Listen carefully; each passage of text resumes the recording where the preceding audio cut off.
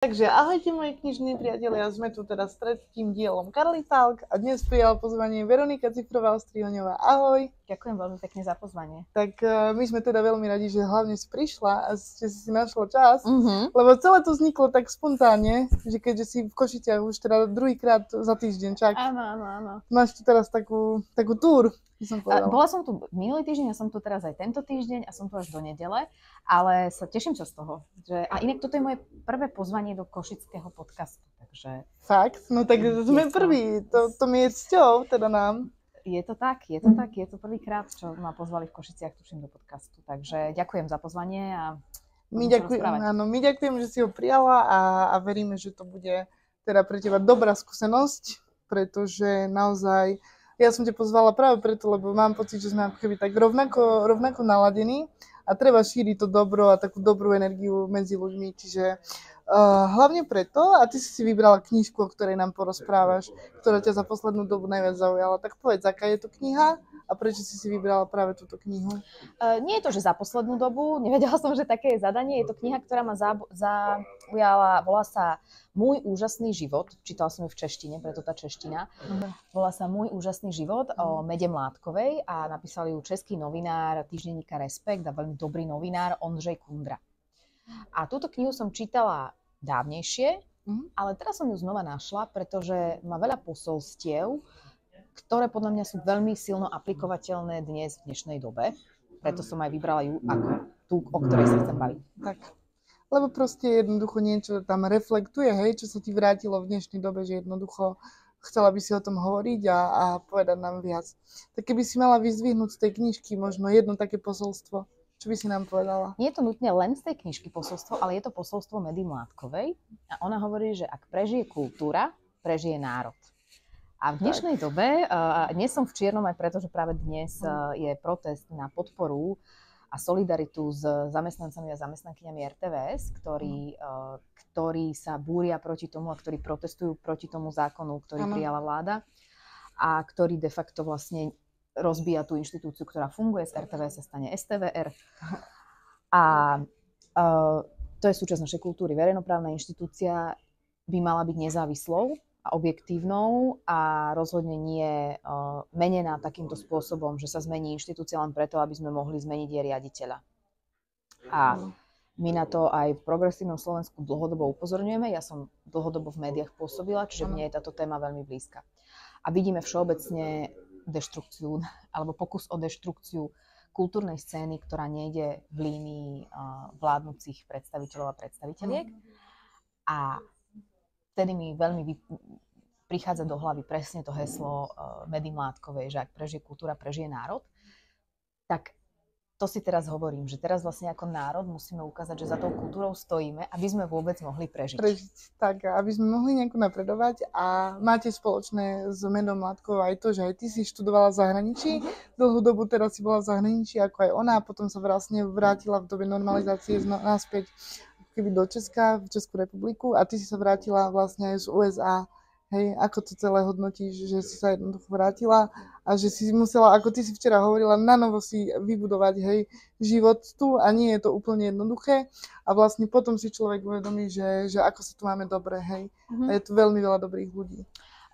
Ja som študovala v Amerike, teda v New Yorku a tam som dostala titul a potom v roku 2012 som sa vrátila na Slovensko po štúdiu vysokej školy a pretože mňa to sem ťahalo, ja som chcela ísť naspäť domov, lebo 4 roky som bola mimo a tá krajina za 4 roky prejde veľkým procesom a mala som pocit, že chcem znova zažiť tú dennodennosť, znova byť tou občiankou na mieste a na mieste myslím lokalizovaná na Slovensku a ja ten krok hodnotím pozitívne, pretože ja si stále myslím, že je sa na Slovensko začím vracať, ale áno, zároveň dodávam, že ja som sa vracala v čase, v roku 2012, kedy tá situácia bola iná, kedy nebola taká koncentrovaná nenávisť vo verejnom priestore, kedy politici a političky nevyužívali napríklad aj zraniteľných na to, aby si robili kampaň, nerozsievali tú nenávisť, neatomizovali viac tú spoločnosť.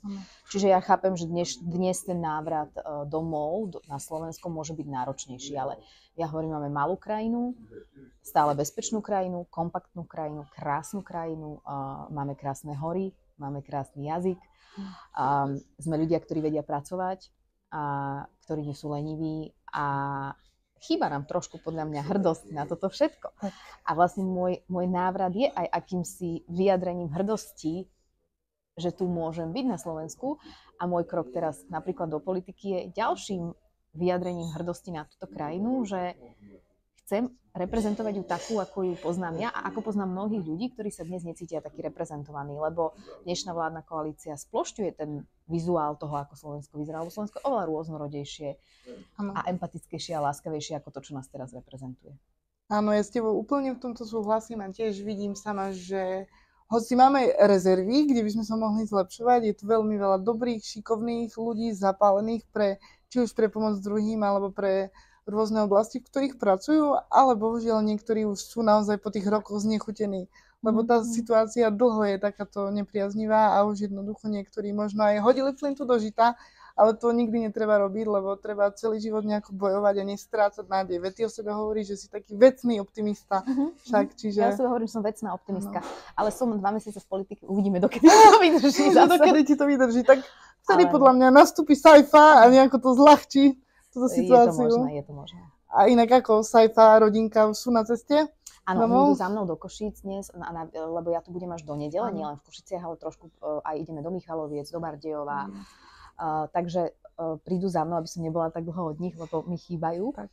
A čiže teraz práve v tomto momente podľa mňa už niekde zabáčajú do Košice. Preto sa to inak pýtam, lebo ty si včera spomínala, že čo sa vám stalo s tými kľúčmi od auta. Tak áno, včera som odišla do Košíc s radosťou a tešením sa do Košíc. Až s takou, že som zabudla si z kabelky vyložiť kľúče od auta, ktorým dnes mal prísť s radosťou môj muž. Ale ako normálna domácnosť, našli sme náhradný kľúč. Áno. Všetko je v poriadku, kríza je zažehnaná, ale bolo to také celkom vtipné, keď mi zavolal, že a ty nemáš v kabelke kľúče od auta, neviem ich nájsť. A ja, že zrazu z okolností mám. Tak stávajú sa aj horšie veci, ale hlavne, že sa to teda vyriešilo. No a možno by som sa chcela spýtať na tú vlastne reakciu Saifu na to, keď si vlastne prišla s tým, že počúvaj, je tu taká ponuka, teda ísť možno inou cestou, lebo je to obdivuhodný krok z mojej strany, teda z môjho pohľadu, lebo vlastne ty si mala ako keby zabehnutú kariéru, mala si všetko, vôbec si to nemusela robiť, ísť ako keby do neznámych vôd, lebo zase nie je to ani isté, hej, nevieš ako keby predikovať ten koniec, ako to dopadne, ani potom reakcie toho okolia. Ty napriek tomu si povedala, že áno, toto je to. Tak ako to zobral možno on? On bol veľkým komponentom alebo veľkou súčasťou toho môjho rozhodovania sa, pretože myslela som si úprimne, že bude ma viac odhovárať, ale jeho vlastne veľmi podporná reakcia, ktorá prišla v zmysle, že bude to ťažké, bude to zlé, ale proste nedá sa robiť inak, mi vlastne dala keby vietor do tých pláchiet, že samozrejme, nedá sa urobiť takéto rozhodnutie ako matka 2 detí a manželka bez konzultácie a bez podpory tej rodiny. Hej, aj tej najmenšej jednotky našej, 4-člennej a potom aj ďalšej. Ale on si tiež uvedomuje, že chce, aby tam zaznieval aj hlas. A teraz prepitujem, nie hlas ako strana. Nie hlas ako hlas. Nie hlas ako hlas. Chce, aby tam zaznieval hlas empatie, pokojnejšieho tónu komunikácie, že my sa s Progresívnym Slovenskom stotožňujeme, ja sa s Progresívnym Slovenskom stotožňujem hodnotovo proste.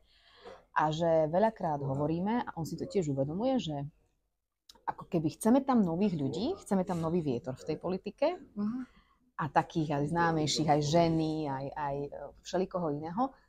Ale nejak sa nemajú veľmi, že áno, ide sa im, lebo proste, ako si povedala, ono to je krok veľakrát do neznáma s neistým výsledkom, nevieme, ako sa to skončí a ani ja to neviem.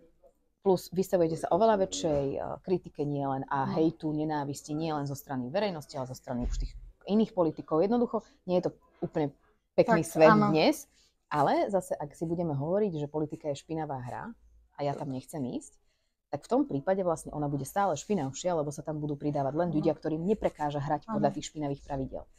A toto je niečo, čo podľa mňa aj môj muž chápe a čo som cítila ja a čo bol ten rozhodujúci faktor povedať áno na tú ponuku, lebo nebolo to teda v žiadnom pláne a dozvedela som sa to úvodom februára, dostala som teda tú ponuku, ale jednoducho ja ako vidím, ako sa krajina posúva a ako sa menia veci naozaj veľmi radikálne, veľmi rýchlo k horšiemu. tak a že táto vláda robí veľa pre ľudí, ale pre svojich ľudí Tak, a nie pre tých to ostatných treba ľudí. povedať. A toto je niečo, čo ja už som pocítila, že chcem byť aktívnejšou súčasťou alebo priamou, lebo aktívnou súčasťou Áno. nejakého občianskeho Ty sektora si som bola aj aktívna už veľmi predtým, dlho, áno, áno. ale že chcem proste byť v tom, už priamo v tom ringu. Alebo teda cítim, že je teraz taká nejaká moja cesta. Áno. A keď to dopadne tak, ako si všetci želáme, tak nebude ti vlastne ako keby tá tvoja stará práca chýbať?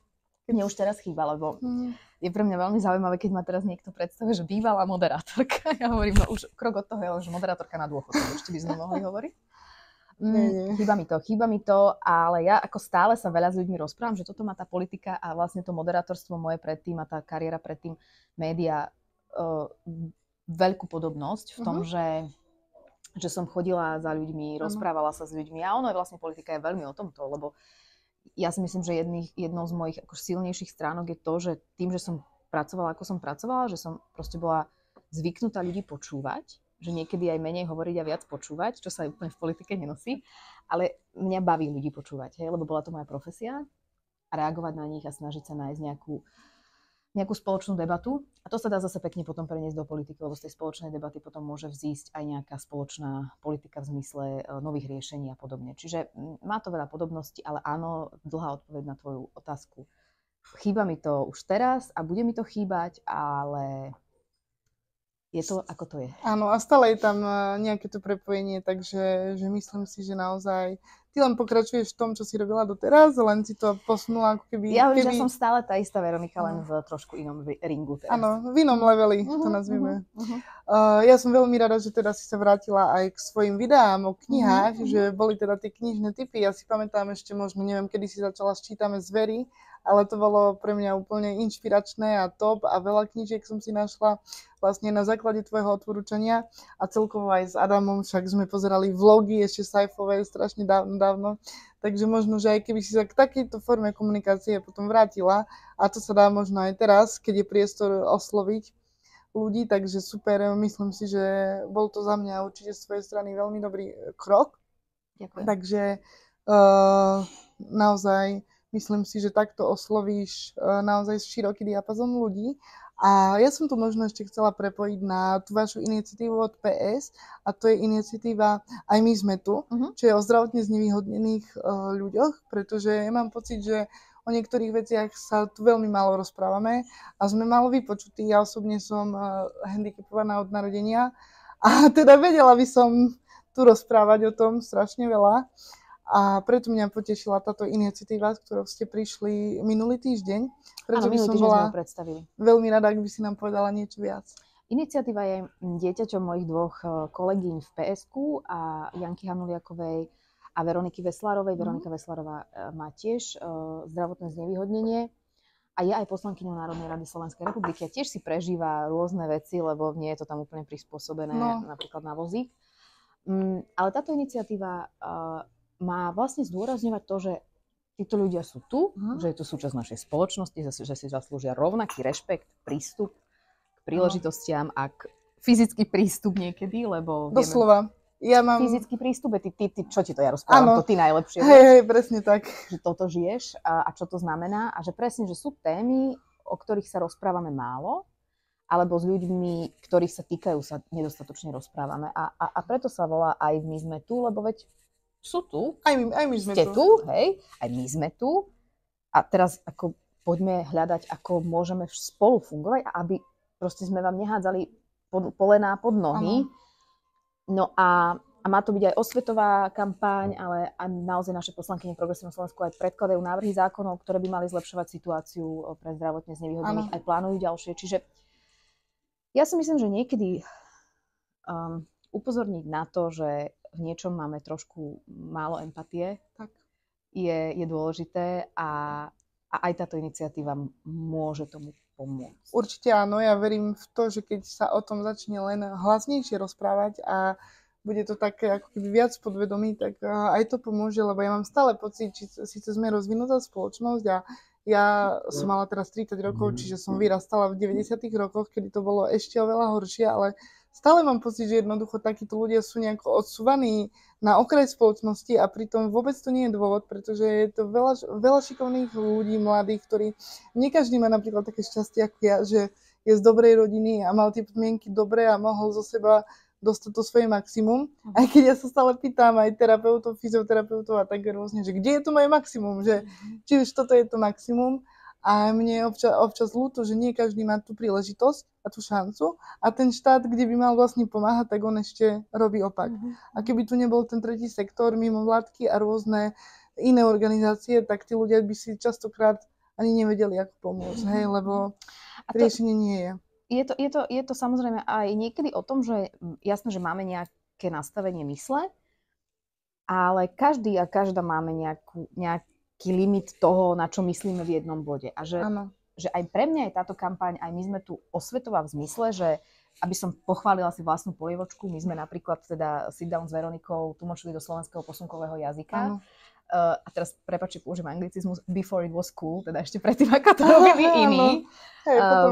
Pretože to vzniklo presne z toho, že sme sa rozprávali s niekým, kto nám povedal, že ale veď tí nepočujúci nemôžu prísť, veď ty ich ochudobňuješ. A to nie je, že o moje jednej, že teraz každý chce ísť na moju talk show, ale že nemajú ani zďaleka toľko príležitostí mať nejaké kultúrne vyžitie. Áno. A ja si hovorím, že a dovtedy mi to nenapadlo, hej? Že niekto zorientovaný mi dal toto do pozornosti a odtedy je to pre nás úplná samozrejmosť. A aj v kampani, napríklad preto je pre mňa samozrejme, že ten sit-down je proste tlmočený, že by ten vstup mal byť bezbariérový. Že keď robíme deň otvorených dverí alebo festival alebo niečo podobné, tak aj ja som tá, ktorá povie na porade, že a myslíme na to, že aby tam boli aktivity napríklad aj pre zdravotne znevýhodnených. A toto robia tieto poslankyne v PSK, ktoré som spomínala, Veronika Veslarová, fantastickú robotu, lebo hovorí, že veď halové, to je aj o mne, že tak. A že niekedy, preto chcem povedať, že aj takéto iniciatívy majú zmysel, aj takú tú soft power, tú takú mäkkú silu, pretože niekedy nám len ako keby ozrejmia niečo, že veď ja som to nerobil, že ako na schvál. Ignorácia. Ale že proste áno, nebol som tým upovedomený a presne keď mi niekto jemne naznačí, tak možno úplne inak budem robiť kroky vo svojom ďalšom živote. Ako napríklad aj ja sama teraz si mi tak nadhodila a to sa stalo nedávno a sa to vlastne týka aj možno tej európskej témy. Bola som niekde v zahraničí, Kde to tuším bolo v Čechách, išla som na toaletu, to by Bekim o tom vedel rozprávať. Bekim o tom má veľa príbehov. Niekto hovoril, že akože rozmýšľa, že čo si vie v podniku dať, hej, že či bude vedieť ísť na toaletu a ako to potom vyrieši, no ale bola som niekde v Čechách, v nejakom nákupnom centre a zase sme hľadali akože invalidné vece. Ja vždy hovorím, je to OK, lebo ja dokážem ísť aj na to klasické, hej, ale sú ľudia, ktorí nemôžu a bolo zamknuté. No toto ma dokáže strašne vytočiť, keď je zamknuté, alebo keď je tam sklad. To jeden môj kamarát je taký vytočený z toho, že on akože sa začne rozčulovať a robiť humbuk, že akože ako tam môže mať upratovačka odložený svoj ser sám, hej, že akože kde sme. No ale chcela som tým povedať to, že tam v tých Čechách, teraz som zistila, že existuje európsky kľúč, ktorý je jednoducho pre všetky takéto vecká rovnaký a dá sa vybaviť, musí to vlastne štát prijať ako keby celonárodne nejakým nariadením a potom vlastne všetci handicapovaní ho majú k dispozícii. Ja som si potom vygooglila, že dnes to má dokonca také Rumunsko. My to nemáme, pretože jednoducho sa to ešte nepresadilo. A pritom, aké by to bolo jednoduché a samozrejme. Áno, to sú niekedy, že to ani my nepotrebujeme vymýšľať teplú vodu, ani koleso, že tie riešenia sa dajú prevziať. Hej, to je vo veľa oblastiach. Ale aby som sa vrátila aj k tej knižke, ktorú som ja odporúčala, k tej Mede Mládkovej, inak je to nesmierne zaujímavá dáma. Absolútne, podľa mňa sa vám, ak si prečítate tú knihu, osloví aj muža, aj ženu, hoci koho. Ona sa dožila 102 rokov. Wow. Zomrela v roku 2022. Vlastnila najväčšiu zbierku aj spolu s manželom, ktorý bol riaditeľom Medzinárodného menového fondu. Vlastnila najväčšiu zbierku diel Františka Kupku. A čo je veľmi známy umelec a vlastne vybudovala počas svojho života zbierku, ktorú odkázala mestu Praha. Takže v Sovových mlynoch na Kampe je múzeum Medy Mládkovej, Media Jana Mládka a ona už teda zomrela, takže tá zbierka je vo vlastníctve hlavného mesta Prahy. Ale mňa na nej veľa vecí je na nej veľmi zaujímavé. Ona vlastne bola z Československa a odišla najprv do Švajčiarska, vyštudovala vysokú školu, popri tom sa živila ako tanečnica, aby si pomohla. A postupom času, aby som nerozprávala celý príbeh, vlastne si našla manžela, ktorý bol známy ekonóm a v jednom bode žili, alebo dlho žili vo Washingtone DC, kde on pôsobil v Medzinárodnom menovom fonde a ona sa začala intenzívnejšie venovať aj tej zbierke umenia, podporovala kultúru, preto tá kultúra je tam taká kľúčová, ale ona bola emigrantka, ale ona nestratila kontakt s tým Československom, hej, že ona stále mala záujem, podporovala exilových spisovateľov, dokonca keď sa dalo ešte v 67. ísť do Československa, tak išla, snažila sa tam zistiť, kde vie pomôcť, ktorého umelca vie podporiť, komu vie pomôcť, možno dostať sa na západ. A že ona napriek tomu, že mohla si povedať, že mne tu je dobré, ona sa mala naozaj veľmi dobre, jej manžel mal dobrú robotu, mali pekný kruh priateľov, vo Washingtone robili také večierky, kde chodil Henry Kissinger a neviem, to boli taká tá ako intelektuálno, spoločensko-politická proste nejaká klubovňa, kde sa striedali významní ľudia, tak ona bola vlastne fantastickou ambasadorkou našej krajiny, ktorá ju už potom po nejakom bode ani nepustila naspäť, kým nepadol režim. No, to je tá vďaka. Po 84. ona sa nemohla vrátiť do Československa, až keď potom v 89. sa teda zmenil režim.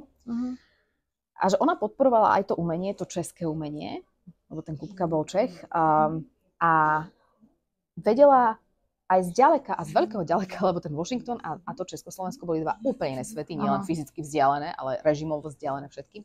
Napriek tomu vedela pomáhať doma.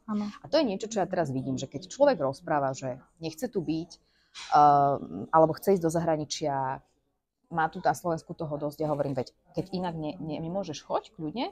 Problém je, že nie je problém, že ľudia odchádzajú, problém, že sa nevracajú. Ale hovorím si, že, a ja vždy hovorím, že veď choď dobre, lebo veľa mladých ľudí teraz rieši so mnou túto debatu, aj keď máme v rámci kampane, sa stretávame. A ja hovorím, že ale veď dá sa aj byť v zahraničí a nezaneverieť na tú krajinu. Podporovať, prísť voliť, keď sa dá, hej, keď sa dá fyzicky, keď sa dá poštou. Podporovať neziskovky, podporovať obľúbených politikov, političky. Proste hľadať spôsob, ako aj keď fyzicky tam ja nie som, lebo ja stále hovorím, možno ty už tam nikdy nechceš sa vrátiť, ale vždy tam budú ľudia, vždy na Slovensku budú ľudia, na ktorých ti záleží. Áno. A Meda Mládková je tohto krásnym príkladom, pretože robila to celý svoj život a mohla mať pokoj, mohla to neriešiť a napriek tomu proste budovala niečo pre väčší celok. A ešte uzavriem tento môj dlhý monológ. Sú výskumy, ktoré hovoria, že ľudia, ktorí sú súčasťou komunít a ktorí robia nejakú buď dobročinnú činnosť, alebo sú aktívni občiansky, sú v živote šťastnejší. Určite. A aj prostredníctvom kníh sa vieme rozprávať. Proste je veľa spôsobov a keď niekto je teraz taký nejaký možno frustrovaný, áno, aj tá úroveň politickej debaty nie je úplne príjemná, aj tá spoločnosť je taká nahnevaná, tak nájsť si takú svoju malú bublinku a urobiť niečo dobré. Či pôjdete sa prejsť spolu do lesa, vyčistiť kúsok vášho sídliska, urobiť si knižný klub, urobiť si podcast o knihách. Áno. Proste niečo, čím vieme si tú pozitívnu energiu nejak zdieľať a tvoriť tie malé komunitky, lebo ťažký pocit je, že sme v tom sami, ale nie sme v tom sami, hej? Že na tomto stavať. A Meda Mládková pre mňa je v tomto veľmi inšpiratívna. Áno, ďalšia vec, ktorou sa len môžem stotožniť, lebo ja stále hovorím, že človek veľké veci nedokáže sám, hej, dokážeme ich v spoločenstvách, dokážeme ich v nejakých celkoch, kde si nájdeme ako keby nejaké tie spojitka medzi sebou a nehovorím, že si musíme rozumieť úplne vo všetkom, to vôbec nie. Ja mám rada polemiku, mám rada jednoducho aj si možno trošku protirečiť, ale vypočuť si ten názor toho druhého, hej, a presne ako ty si na začiatku hovorila, vedieť počúvať, lebo mám pocit, že to sme ako keby trošku zabudli. Áno. Každý si tu vie povedať svoj názor. Áno, že sme veľmi hluční a ja to naozaj teraz cítim, že každý chce veľa rozprávať. A úplne o všetkom. A úplne o všetkom a na všetky témy. Nie sme všetci odborníci a odborníčky na všetky témy, ba priam nikto nie je na všetky témy. A že niekedy si len povedať, že trošku predtým, než idem rýchlo reagovať, a to ja seba z toho nevylučujem. Tiež si veľakrát hovorím, že počkaj, nadýchni sa, vypočuj si a až potom sa vznieť, lebo aj mňa vedia veci nahnevať a proste chcela by som hneď dať nejaký názor. A to počúvanie, lebo veľa sa učíme práve z diskusí, zo slušných diskusí s ľuďmi, s ktorými nesúhlasíme. A teraz ako keby toto nie je úplne v móde a vidím to aj v rámci nejakých ako priateľských komunít a podobne. O tejto téme sa nerozprávajme, tam sa nezhodneme. Áno, už dopredu jednoducho, keby ľudia nehľadajú to pojitko, ale povedia si, že jednoducho takto to je a tu sú tie červené čiary a pritom za mňa toto nie je správna cesta a s tým počúvaním naozaj, ja mám vyštudované právo a nás učili, že možno niekedy nie je hanba na niečo nemať svoj názor. Ja mám pocit, že už je to že každý má na všetko svoj názor a ja bežne poviem ľuďom, že viete čo, tak na to sa necítim kompetentná, neviem sa k tomu vyjadriť, nemám dostatočné možno vedomosti, znalosti o tom, hej, ale mám pocit, že aj na tých vyšších pozíciách v našom štáte je to práve naopak. Hej, že no tak chýba nám profesionalita, jasné, a profesionálne systematické riadenie štátu, to je absolútne kľúčové. No, ale myslím si, že pokiaľ je tu viac takých ľudí ako ty, čo vieme, že je, lebo stále však aj voľby ostatné nedopadli až tak úplne zle. Ja to hovorím, že 1 250 000 ľudí, ktorí sa prihlásili ku hodnotám, ktoré zdieľa Ivan Korčok a ktoré on komunikoval, to je veľmi dobrý výsledok. Niekedy v minulých voľbách sa s takými číslami voľby vyhrávali. Áno, to je to presne, čo hovoria Ľudovít Odor, líder našej kandidátky, že to nebol debakel, že 8-2 sme prehrali. Hej, že to bol veľmi vyrovnaný súboj, nakoniec vyhral teda druhý kandidát, ale je tam veľká masa ľudí, ktorí podporovali práve Korčoka a Korčok sa veľmi jasne stával za proeurópske, prodemokratické, Slovensko za právny štát a za iný úroveň debaty. Takže ja si myslím, že tie voľby sú vo veľa veciach pozitívnym ukazovateľom a áno, aj veľa negatívnych vecí ukazujú, ale ja keďže som vecná optimistka, tak si vravím, že snažím sa viac sústrediť na tie pozitívne. Áno, no tak nikdy nič nie je biele alebo čierne, hej, stále niekde tá pravda je uprostred a každá pozitívna vec podľa mňa má aj negatíva, hej, nikdy to nie je, že naozaj záleží od nášho uhla pohľadu, či budeme hľadať to dobré a to, čo nás spája, alebo naopak to, čo nás rozdeľuje. Ty a e-knihy, elektronické knihy, ako si na tom? My máme doma Kindle, teda elektronickú čítačku kníh už. Podľa mňa ja sa čudujem, že to ešte stále funguje. To je naozaj, že 10 a viac rokov má. Ona je naozaj, dávno sme ju kúpili. Lebo skôr tak vnímam, že sci-fi ju zvykne používať. Áno, je to, ale ja zistujem, že je to naozaj komfortná vec na cestovanie. Aj pre mňa, presne. A áno, čítam aj cez ňu knihy, ale napríklad cez ňu čítam knihy, ktoré nie sú k dispozícii ešte u nás. A je veľmi komfortné, že niečo vyjde, ja si to viem okamžite kúpiť, stiahnuť, že to je proces akože veľmi rýchly. Hej. Mne sa na tom číta dobre, ja nepotrebujem, ja nemám zase úplne, že milujem, že musí to byť ten papier a takže nie. Ja už teraz práve prechádzam k tomu, že je super to mať v tom Kindle, je to prenosné, je to rýchlo vlastne zohnateľné. Ale mám ešte ja stále toľko fyzických kníh, ktoré sú fantastické a ktoré mám doma a ktoré som neprečítala, že hovorím si, že musím najprv dočítať všetky fyzické knihy, ktoré mám doma. Až potom a potom už môžem viac intenzívne fungovať na tom Kindle, lebo áno, moja vízia je, že neviem ani nafúknúť našu domácnosť, máme tam 4 ľudí, vieš, proste tie knihy sú super, ale moja knižnica je plná a to tiež aj posúvam knihy, aj prostredníctvom takýchto výmen, swapov, to teraz budem riešiť. Ale vždy si nejaké knihy donesiem, ja veľakrát knihy aj dostanem od niekoho, lebo vie, že ich mám ráda. Takže ten Kindle bude budúcnosť moja, ale zatiaľ ešte musím dočítať vlastne všetko, čo mám fyzicky. Áno, a aby si toho nemala málo, tak pre teba máme teda nejaký darček. Áno, ďakujem. Ako poďakovanie, áno, samozrejme, aby si našla čas pre nás. Životné lekcie od neurochirurga. Áno. Čítala Nové si túto poznatky knihu? o mozgu nie. Dobre, lebo mám príbeh. Dnes ráno som počúvala podcast, ktorý si nahrávala nedávno, to je vlastne Family Business. Dobre, ja sa na to veľmi teším. Inak moja mamina je neurologička, tak budem to s ňou konzultovať, že čo nám tento neurochirurg radí. A inak aj toto sú veľmi dobré veci, že a to teraz vnímam ako dobrý trend, že myslím si, že ľudí veľmi baví čítať takéto akoby návody, že ako niečo funguje a ako to zlepšiť, že tuto som to preletela, že vidím, ako byť že sú tam šťastný, lekcie, ja neviem, či sa dá úplne povedať, že ako byť šťastný, ale dá sa zazdieľať rozhovory s ľuďmi alebo nejaké tipy a ja z toho tiež čerpám veľakrát, takže keby som mala viac času a viac hodín do dňa. Veru, to viacerí by sme teraz to tak je to intenzívne, ale verím, že ako knihy sa nepokazia, ja stále hovorím. Áno, ja preto hovorím, že kniha je dobrý darček, ale pozor, keď nepoznáte človeka, nenoste mu knihu. Je málo kníh, kde neurobíte chybu, ktoré by mali byť v každej domácnosti. A napríklad taký rýchlo kurz Geniality je podľa mňa dobrý darček do akýkoľvek domácnosti. Neurazí, je to proste zaujímavá publikácia, kde sú rôzne lekcie, netreba ju čítať od A po Z, ale môžeš si nájsť, čo ťa baví. Ale pozor na tieto darovania kníh. Ja napríklad som dala v jednom bode mojim starým rodičom, že s láskou a milujem ich, a už teda starý otec ani nie je medzi nami, ale že nech mi oni knihy nekupujú, lebo to bolo presne taká, že Daniela Stýlová a... Áno, a ty si spomínala niekde, že fikciu vôbec nečítaš. Dobre, ja fikciu naozaj nečítam, nie, že by som niečo proti nej mala, ale ja mám ako keby hierarchiu toho, že koľko mám času a čo tam chcem vmestiť a ja mám radšej teda tú literatúru faktu. A presne, že dostala som také všelijaké romantické novely, lebo oni to v tom najlepšom proste myšlienkovom pochode kúpili, potom mi bolo ľúto, že potom som riešila, komu to posuniem, hovorím, babi, ty si to najprv prečítaj, alebo stará mama, ty si to prečítaj. Takže ja som v jednom bode povedala, že prosím, nech mi knihy nekupuje. A ja to nech mi nikto nekupuje knihy, lebo netrafíme sa a ja nemám rada, nesmierne nemám rada, keď musím niečo vyhadzovať, posúvať, alebo nie je niečo zužitkované, že ja by som chcela naozaj mať knihy, ktoré budem čítať, tak som si buchla do mikrofónu. Takže pozor, opatrenie s knižnými darčekmi. Ale tu si sa trafila. Som rada, lebo akože nebolo to jednoduché, ale som si povedala, že určite ti chceme niečo darovať. A ako poďakovanie za to, že si našla čas a možno keď túto knižku vidíme v nejakých knižných typoch, tak budeme vidieť, že to je od teba. Objaví na sobotnom snape. Hej. Ja, že by som ju donesla? Nie, určite nie. Ja tam donesiem knihy, ktoré som už prečítala. A keď si ju otvoríš, tak tam máš aj venovanie. Ďakujem veľmi pekne. No veľmi si to vážim, áno. Tým ja, Adama, ďakujem vám. Takže taká malá pozornosť. Teším sa na to a budem to potrebovať, aby môj mozog fungoval aj naďalej. Možno to zužitkuje sama. Takže ja si myslím, že toto je veľmi dobrý tip teraz. No a skonzultuje s maminou, takže... Keď dieta nestačí. Žiadne maškrtenie neskoro večer. No, tak no, dneska dobre, nemusíme to zase brať úplne, že... Tak, úplne. Ako na 100%, ale je to super. Ďakujem.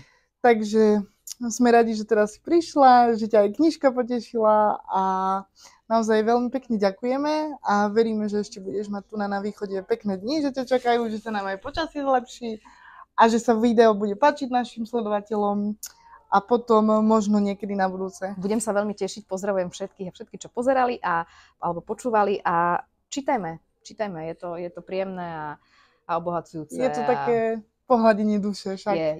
Keď k tomu máte vzťah, tak snažme sa si nájsť na to čas, lebo niekedy tak do tých telefónov kúkame veru. Už tam všetko sme vykúkali a my s mojím mužom sa tak navzájom si dávame taký ako upozornenie, že či už nie je čas ako zložiť ten telefón a radšej si pozrieť tú knihu. A ako to zvyknete riešiť, lebo vlastne včera si sa zoznamila aj s Monikou, Adamovou manželkou a sme sa o tom bavili, že ako je efektívne ten čas možno trošku korigovať na tých sociálnych sieťach, mobiloch celkovo a odkorigovať aj deti. Áno, deti to je podľa mňa kľúčové, že nastaviť tam tie mantinely a tak. Naše deti to teda majú, najmä staršia dcéra to má nastavené.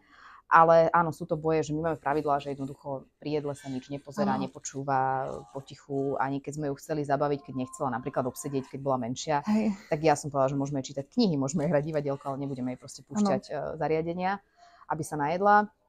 Takže si na to ani nezvykla, čiže ona vie, že môže si pozrieť, pozerá teraz na obdobie Disneyoviek a Frozen a Pocahontas a tieto všetky rozprávky, kde ja dávam potom ešte taký ten historický kontext do toho, že nie je úplne dobré, že tam je pesnička, že to sú alebo tá nová Ariel, čo bola teraz, to ešte nevidela, ale tú starú Ariel videla a má rada, že pozerá to, ale dávkujeme jej to, vie, že to je obmedzené. My sme dokonca jedného času mali, že časovač, ktorý vedela, že keď zazvoní, tak proste to končí. A keď protestovala, tak ja hovorím, že na budúce nepustíme. Toto sú naše pravidlá, ona vie, aké sú pravidlá a tak to budeme robiť aj so synom.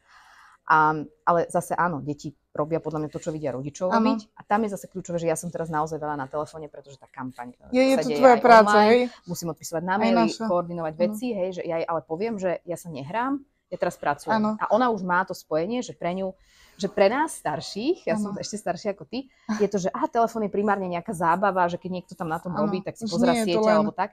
Ale ona má už ten mod v hlave, že je to vlastne pracovný nástroj. Takže takto sa to dá komunikovať, že ja sa jej vždy snažím povedať, že pozri, teraz píšem niekomu správu o mojej práci a ukážem jej, že píšem mail. Alebo keď si ja pozerám Instagram, hovorím, aj toto je súčasť mojej práce, tam nie je scrollovať a pozerať si recepty na bezlepkové cookies, hej, čo tiež niekedy robím, alebo na nejaké jogové videá. Ale že povedať jej, že prečo som na tom a čo na tom teraz robím. Ano. A je to ťažké sa regulovať aj ja s mojím mužom, že aby sme nereagovali na telefónoch počas jedenia, že po nej to chceme, a my to nerobíme, vieš, že... Nemôžete, hej, nemôžeš jedno tvrdiť presne a druhé robiť, takže ja chápem, že to je ťažké. Je to náročné v dnešnej dobe. Aj to, že potom na školách, hej, ja som sa prednedávno stretala s takým prípadom, my nikdy neskončíme asi, ale aspoň to ešte poviem, že rodičia to mali nastavené tak, že jednoducho tomu dieťaťu nedajú mobil, akože mal tablet, hej, a vedel, ale mali nejaké mantinely a normálne prišiel do školy tu na východe niekde. V Michalovciach sa mi zdalo, že to bolo a jednoducho on musel mať ten mobil, museli mu ho dať, lebo bol šikanovaný, hej, že všetci spolužiaci na tom ale inak teraz sa fičali, riešia aj to, že či tie telefóny na školách áno alebo nie. Jonathan Haidt inak také. napísal o tom teraz veľmi zaujímavú knihu, ktorú sa chystám si prečítať v nejakom bode. Zatiaľ som čítala len také hlavné myšlienky v jednom článku. A áno, no je to niečo, s čím musíme pracovať. Proste aj tie technológie všeobecne. Môžeme ich dobre využívať, ale musíme tomu dávať aj regulácie, či nejaké externé alebo interné v rámci rodín a v rámci výchovy. Presne tak. Tak, s touto myšlienkou. A s touto myšlienkou to ukončíme. Takže všetko s mierou. Tak. A čítajte radšej tú knihu ako internety. Ahojte. Ahojte, ďakujem za pozvanie.